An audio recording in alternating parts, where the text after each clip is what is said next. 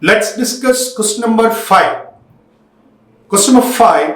Arrange the following in the increasing order of their solubility product.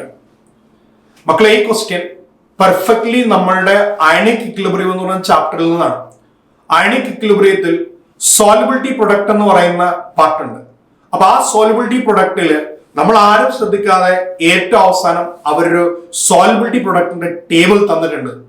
അതിൽ നിന്ന് value based ആണ് ഒരു ചോദിച്ചിരിക്കുന്ന ഈ ക്വസ്റ്റ്യൻ.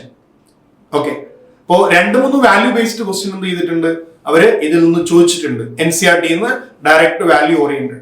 അപ്പൊ ഇതിൽ നമ്മൾ നോക്കുമ്പോൾ വി ഹാവ് ഓരോ ആൾക്കാരുടെയും വാല്യൂ നമുക്ക് നോക്കി നോക്കാം.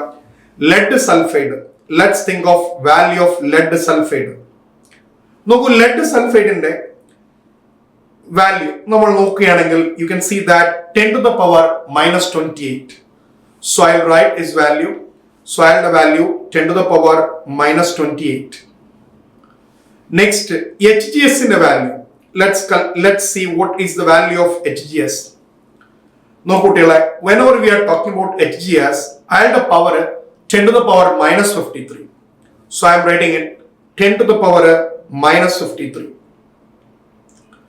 Next, calcium hydroxide. What's the value of that? Calcium hydroxide നമ്മൾ നോക്കിയപ്പോൾ 10 to the power -6. So calcium hydroxide, its value is 10 to the power -6. Next, AgBr. AgBr, so its value comes 10 to the power -13. So AgBr value 10 to the power -13. So ആർക്കാണ് ഏറ്റവും ഉയർന്ന solubility product ഉള്ളത്? It's for calcium hydroxide.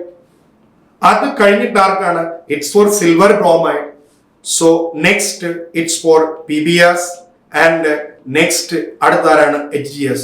So ഇതൊരു text book oriented ആയ നമ്മളുടെ data ടേബിളിനെ base ചെയ്തിട്ടുള്ള ഒരു ക്വസ്റ്റ്യൻ ആണ്. So option 2 can be selected as our answer for this particular one.